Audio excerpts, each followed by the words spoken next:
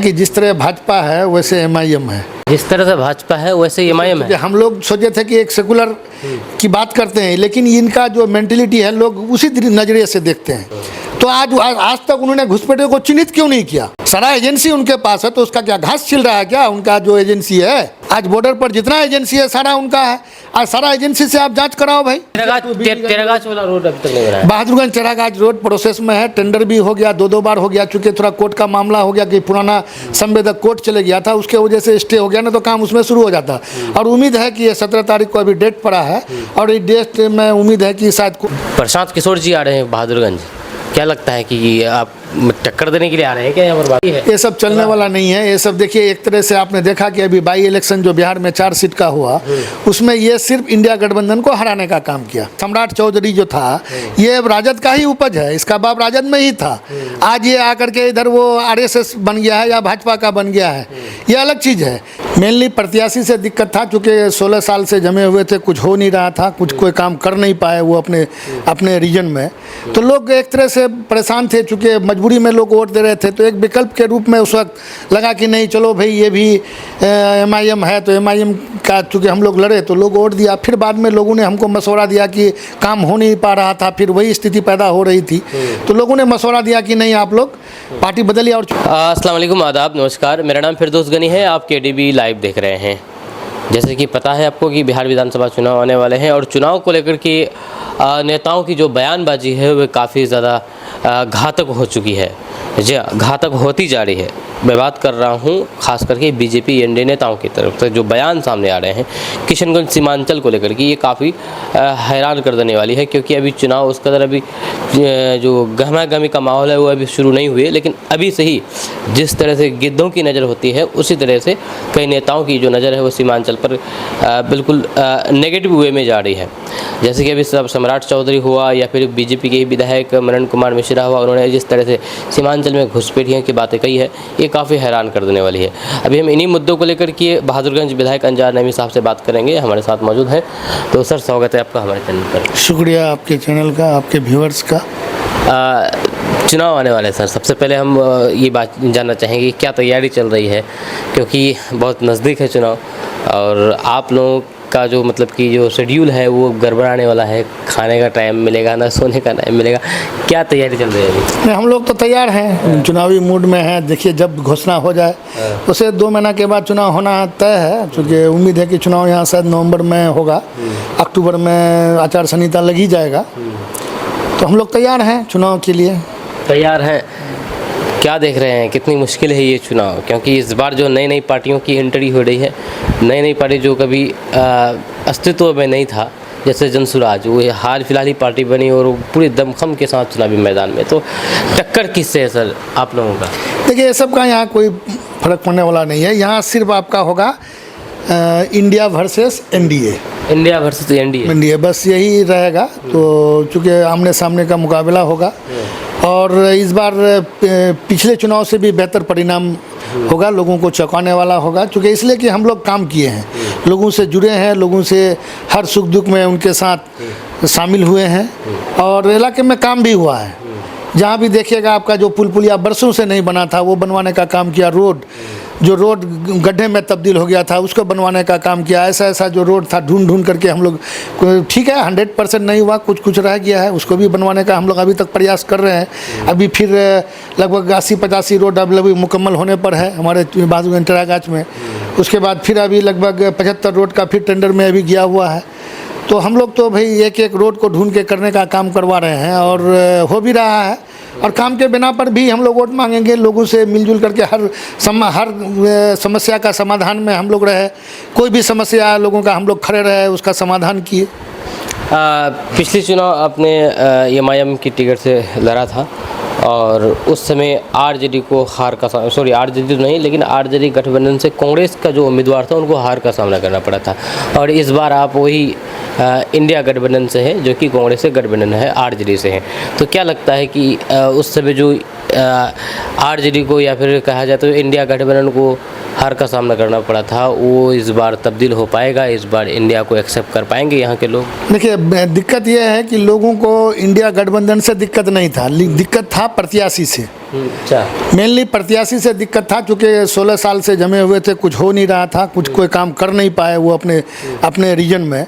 तो लोग एक तरह से परेशान थे, चूँकि मजबूरी में लोग वोट दे रहे थे। तो एक विकल्प के रूप में उस वक्त लगा कि नहीं, चलो भाई ये भी MIM है, तो MIM का चूँकि हम लोग लड़े तो लोग वोट दिया। फिर बाद में लोगों ने हमको मशवरा दिया कि काम हो नहीं पा रहा था, फिर वही स्थिति पैदा हो रही थी, तो लोगों ने मशवरा दिया कि नहीं, आप लोग पार्टी बदलिए। और चूँकि प्रदेश का स्थिति भी वही था, चूँकि हम लोग देखे कि काम हो नहीं रहा है, तेजस्वी जी बोल भी रहे थे कि आप लोग अगर आइएगा तो सरकार बनेगी तो काम भी होगा। तो हम लोग वही आए, जैसे ही आए सरकार बनी तो काम भी हुआ। जितने कामों को हम लोगों ने लिख के दिया, सारा काम हम लोग मुकम्मल कर दिए, समझिए पूरे विधानसभा में। अभी आपका बहादुरगंज टेरागाछ रोड भी प्रोसेस में है, वो भी इंशाल्लाह शुरू हो जाने के बाद लोग अपने आप, हमको कहीं जाने की भी ज़रूरत नहीं पड़ेगी, लोग अपने वोट करेंगे। अच्छा, आप जिस पार्टी से चुनाव लड़े थे MIM से, वही भी इस बार मैदान में उतरेंगे, और कितनी चुनौती है? जैसे कि आपने कहा है कि इस बार जो चुनाव होगा वो इंडिया वर्सेस NDA होगा, तो MIM को आप कहाँ पर देखते हैं आप? देखिए, MIM का हमको नहीं लग रहा है कि कोई अस्तित्व रहेगा यहाँ, और ऐसे भी पता चल ही गया है लोगों को कि क्या स्थिति है। आप लोग जब क्षेत्र घूमते हैं तो आप लोग खुद इस बात से भली भांति अवगत होंगे कि क्या स्थिति है। तो इसलिए कोई फैक्टर नहीं होगा ये सब। आपको हम अभी भी कह रहे हैं कि इंडिया वर्सेस NDA ही होगा, आमने सामने का मुकाबला होगा। और मुद्दा क्या रहेगा सर, किस मुद्दे पर यहाँ पर चुनाव होगा? क्योंकि अक्सर हम लोग ये करेंगे कि काम के बुना पर, या फिर भाजपा या NDA ने जो भी वादे किए, एक भी वादा उन्होंने पूरा नहीं किया। उनका वादा था जो रोजगार देने का, वो पूरा नहीं हुआ। उनका वादा था कि 15 लाख रुपया सभी इसको मिलेगा, किसी को नहीं मिला आज तक। यानी जो भी 2022 तक हर गरीब को घर देने का जो वादा किया था वो नहीं हुआ। किसानों की आमदनी डबल करने का जो मामला था वो नहीं हुआ। यानी कोई भी एक मामला उनका पूरा नहीं हुआ। तो आनंद फानन में हर दिन वो नया परेशान करने के लिए नई नई तरकीबें लेके आ रहे हैं। अभी आपका देखिए वोटर लिस्ट वेरिफिकेशन का मामला लेके आ गया है। तो गर्ज के ये एक तरह से लोगों को उलझाने का काम करता है कि लोग सवाल नहीं करें, इसी में उलझ करके रह जाएं। तो ये सब चलने वाला नहीं है। इसलिए अभी पिछले बार से भी बेहतर परिणाम इस बार होगा और बहुत चौंकाने वाला होगा। जैसे कि आपने कहा कि काम के आधार पर चुनाव होगा, तो वहीं पर देखा जाता है कि अक्सर राजनीति में जाति धर्म को काफ़ी ज़्यादा शामिल किया जाता है और उसी आधार पर ज़्यादातर ध्रुवीकरण करके चुनावी लड़ा जाता है और बहुत हद तक कामयाब भी होते हैं इस मामले पर, क्योंकि कामयाब नहीं होते तो फिर चुनाव नहीं लड़ा जाता उस मुद्दे पर। तो आपको लगता है कि यहाँ पर जो काम है वो काम जाति और धर्म पर हावी रहेगा? देखिए, जाति के आधार पर चुनाव होता है, लेकिन ये है कि हमारे यहाँ लोग सेकुलर ब्रेन के हैं, सेकुलर मिजाज के लोग हैं। और आपने देखा पिछले लोकसभा चुनाव में भी मतलब लोग कर रहे थे कि भाई क्या हो रहा है नहीं हो रहा है, तो MIM के बारे में भी देख रहे थे। लेकिन स्थिति क्या हुआ, पिछले बार से भी ज़्यादा वोट से जीते इस बार जावेद साहब। तो ये एरिया गठबंधन का एरिया है। ठीक है, स्थिति को बदलने के लिए भले इनका इस्तेमाल हुआ हो, लेकिन ये नहीं है कि परमानेंट कोई सोल्यूशन है। इसलिए गठबंधन का एरिया है और गठबंधन को ही लोग वोट करेंगे। और इस बार खास करके लोगों में जो रुझान है तेजस्वी जी को मुख्यमंत्री बनाने के लिए, सरकार बनाने के लिए, लोगों का बस एक ही मनसा है कि सरकार बनानी है और माननीय तेजस्वी जी को मुख्यमंत्री के शक्ल में 2025 में देखना मकसद है। इसलिए लोग इस बार गठबंधन को ही वोट करेंगे और बड़ी तादाद में करेंगे। यहाँ का जो हिंदू मुस्लिम चाहे जो भी हो, दलित, सभी मतलब जाति के लोग इस बार मिल करके गठबंधन को वोट करने जा रहे हैं, इंडिया गठबंधन को। MIM आपको नुकसान नहीं पहुंचेगा आप लोगों को, RJD को? नहीं, इससे नहीं फर्क पड़ेगा। आप देख लीजिएगा, वक्त आएगा तो पता चल ही जाएगा। इससे कोई फर्क पड़ने वाला नहीं है। MIM तो फिर आप लोगों को बोल रहे हैं कि आप गठबंधन कर लीजिए हम लोगों से, आप लोग गठबंधन नहीं कर। देखिए, चूँकि वो जानते हैं कि जिस तरह भाजपा है वैसे MIM है। जिस तरह से भाजपा है वैसे MIM है। हम लोग सोचे थे कि एक सेकुलर की बात करते हैं, लेकिन इनका जो मेंटलिटी है लोग उसी नज़रिए से देखते हैं, उसी नज़रिए से देखते हैं। तो इसलिए लोग यहाँ सेकुलर ब्रेन के हैं और सेकुलर के वजह से लोग यहाँ वोट करेंगे इंडिया गठबंधन को। और पिछले चुनाव में देखा भी गया कि मतलब आपको जावेद साहब को लोगों ने बड़ी तादाद में वोट करके पिछले बार से भी ज़्यादा वोटों से इस बार जितवाने का काम किया। और हम समझते हैं कि सबसे ज़्यादा इनकम्बेंसी अगर पूरे बिहार में था तो किशनगंज था लोकसभा के दौरान। तो भाई हम लोग तो लोगों से मिलने जुलने वाला आदमी, लोगों के बीच रहने वाले आदमी हैं, तो जाहिर सी बात है हम लोग फिर काम भी किए हैं। पब्लिक को काम भी चाहिए, ऐसा नहीं कि काम के बिना पर नहीं होता, काम भी चाहिए और हम लोग काम भी किए। लेकिन 2020 में तो फिर आप लोग पे जीते थे MIM से। MIM से आपको तो क्या है कि MIM से चूँकि यहाँ विकल्प नहीं था, जो लोग गठबंधन के अलावा दूसरी जगह वोट नहीं करना चाह रहे थे, यही कारण था कि 16 साल तक वो बने हुए रहे। यही एक कारण था गठबंधन। और जब अब कोई विकल्प नहीं था, कई बार आप लोगों ने देखा कि बहुत कम मार्जिन से जीतते लोग लेकिन गठबंधन को ही पसंद करते थे, लेकिन हो नहीं रहा था, तो लोगों को एक विकल्प लगा कि नहीं, MIM से इनको हरा करके कोई ये नहीं किया जा सकता। लेकिन हम लोग MIM से जीत के आने के बाद देख रहे थे कि लोगों ने मशवरा दिया कि भाई काम हो नहीं रहा है, तो फिर आपकी स्थिति फिर वही होगी, तो इसलिए आप लोग कोई ऐसा काम कीजिए। फिर उधर से हम लोगों को मामला भी बन रहा था, तेजस्वी जी बोल भी रहे थे कि आप लोग आइएगा तो सरकार बन जाएगी, सरकार बनेगी तो काम भी होगा। तो इसलिए हम लोग पार्टी बदल करके राजद में गए, और राजद में आने के बाद सरकार बनी, सरकार बनने के बाद काम भी हुआ, और हम समझते ऐतिहासिक काम हुआ है, जो कभी नहीं हुआ था उतना काम इस बार हमारे क्षेत्र में हुआ। कुछ काम अगर गिना है जो ऐतिहासिक होना था, आपके चैनल, आप लोगों के चैनल के माध्यम से कई बार बता भी चुके, जिसमें ऐतिहासिक में आपका ये ले लीजिए कि लोधावाड़ी पुल हो गया, गुरुमरा पुल हो गया, आपका ये क्या कहते हैं, आपका सौलघाट पुल हो गया, यानी कि आपका लगभग 200 से अधिक पुलिया बना इस बार। और आपका रोड देख लीजिए, आपका वो कलियागंज टू घनी फुलसरा वाला रोड जो बरसों से नहीं हो पा रहा था, 2 फीट 3 फीट का रोड में गड्ढा हो गया था। यानी कोई भी रोड इस बार पुराना नहीं रहेगा, सारा रोड नया होने जा रहा है। तेरागाछ वाला रोड अभी तक नहीं बना है। बहादुरगंज तेरागाछ रोड प्रोसेस में है, टेंडर भी हो गया, 2 बार हो गया, चूँकि थोड़ा कोर्ट का मामला हो गया कि पुराना संवेदक कोर्ट चले गया था, उसके वजह से स्टे हो गया, ना तो काम उसमें शुरू हो जाता। और उम्मीद है कि ये 17 तारीख को अभी डेट पड़ा है, और इस डेट में उम्मीद है कि शायद कोर्ट के द्वारा ही किसी न किसी मामला कोर्ट में फंस गया है, इसलिए रुका हुआ है। प्रोसेस चल रहा है, जो जमीन का अधिग्रहण का काम है, LPC बनने का काम है, क्योंकि ये भी होना तय है। क्योंकि ये अगर संवेदक हो जाता तो रोड मोटरेबल हो जाता, सिर्फ उतना ही फायदा होता अभी। लेकिन जो प्रोसेस है वो चल रहा है, वो होने के बाद काम शुरू हो जाएगा रोड का, और टेंडर उंडर सब हो चुका है। कोर्ट, हमको लगता है कि 17 तारीख को किसी न किसी संवेदक को कोर्ट द्वारा शायद चिन्हित कर दिया जाएगा। अच्छा, यहाँ पर जनसुराज भी है सर, प्रशांत किशोर जी आ रहे हैं बहादुरगंज, क्या लगता है कि आप टक्कर देने के लिए आ रहे हैं क्या यहाँ पर बहादुरगंज विधानसभा में उनका ये है? ये सब चलने वाला नहीं है। ये सब देखिए, एक तरह से आपने देखा कि अभी बाई इलेक्शन जो बिहार में 4 सीट का हुआ, उसमें ये सिर्फ इंडिया गठबंधन को हराने का काम किया। अभी 4 सीट पर जो इलेक्शन हुआ, बाई इलेक्शन 2 महीना पहले, तो आपने देखा कि ये इंडिया गठबंधन को हराने का काम किया। तो इसका मकसद ही है इंडिया गठबंधन को हराने के लिए, वोट काटने के लिए। तो इनसे कोई फर्क पड़ने वाला, ये लोग इनकी चाल को समझ चुके हैं, इसलिए इनके भ्रम जाल में कोई फंसने वाला नहीं है। और ना ही यहाँ इसके लिए आपको पब्लिक में खुद वो तो सरकार बनाने के लिए आ रहे हैं कि सर हम आएंगे, हम सरकार बनाएंगे। वो तो खुद बोल रहे हैं कि भाई 10 से कम सीट आने की संभावना है हमको। वो तो खुद बोल रहे हैं प्रशांत किशोर जी, 10 सीट से कम आने क्या सरकार बन पाएगा? 10 से कम सीट? वो तो खुद बोल रहे हैं कि हमको या तो भले सरकार बनाएंगे या 10 से कम सीट आएगी हमको। तो ये 10 से कम सीट जब वो खुद एक्सेप्ट कर रहे हैं, तो क्या उससे सरकार बनेगी? तो इसलिए ये सब बोलने वाली बात है उनका सारा। वो आज देखिए ना वक्फ के मामले में कुछ बोल रहे हैं, ना जो अभी ये मतलब अप्रत्यक्ष रूप से NRC लागू हो गया, एक तरह से लागू किया, इस मामले में भी उन्होंने कुछ नहीं बोला, बल्कि सपोर्ट करने का काम किया। तो हम कह रहे हैं कि आज पब्लिक परेशान है, अवाम परेशान है, चाहे वो किसी भी जाति धर्म से ताल्लुक़ रखता हो, चाहे वो EBC का हो, चाहे दलित हो, चाहे SC ST के लोग हों, चाहे अल्पसंख्यक के लोग हों, सारे लोग आज परेशान हैं। आज आप देखिएगा, चाहे वो पेपर जुटाने में, लेकिन आज फिर चूँकि नया ये आया है कि नहीं, आप सिर्फ उस फॉर्म को भर करके अपलोड कर दीजिए, बाद में पेपर मांगा जाएगा। तो भाई अभी चलिए रिलैक्सेशन दिया गया है, लेकिन जो इतना परेशान रहे उसमें एक लफ्ज़ बोलने का काम नहीं किया उन्होंने। तो भाई वो एक तरह से यानी कि भाजपा जो कह रही है, RSS जो कह रहा है, या आपका नीतीश कुमार जी जो कह रहे हैं, वही वो फॉलो करने का काम करते हैं। तो लोग ये देख रहा है, इसलिए कहीं से आपका कहने का मतलब कि वो BJP से एफिलिएट होकर के काम कर रहे हैं? हाँ, वो उनको ही वो ये करा। अभी जब देखिए वो मनीष कश्यप शायद कोई भाजपा का नेता था, उसको भी ज्वाइन कराने का काम किया, जो हमारे मुसलमान भाइयों के लिए कितना कितना शब्द उन्होंने कहा। गांधी जी के बारे में भी गांधी जी के बारे में भी कहा, जो ऐसे लोगों को पार्टी से जोड़ने का काम कर रहे हैं। तो ऐसे लोगों के बारे में मैं बात नहीं करना चाहता, लोग उसको भली भांति पहचान रहे हैं, इसलिए उसके बारे में मैं कुछ कहना नहीं चाहूँगा। तो वो बहादुरगंज आ रहे हैं तो कोई चुनौती नहीं है उनके? कोई कई बार आए बहादुरगंज, क्या फ़र्क पड़ता है? कोई फ़र्क पड़ने वाला नहीं है उस सबसे। अच्छा, वो सर अभी चुनाव आने वाले हैं, तो चुनाव अभी उतना शोरगुल भी नहीं है, उस कदर अभी ये भी नहीं है, हंगामा भी नहीं है, लेकिन फिर भी अभी से ही सीमांचल किशनगंज को टारगेट किया जा रहा है, चाहे बिहार के उप मुख्यमंत्री सम्राट चौधरी के द्वारा हो या फिर BJP विधायक मनन कुमार मिश्रा के द्वारा हो।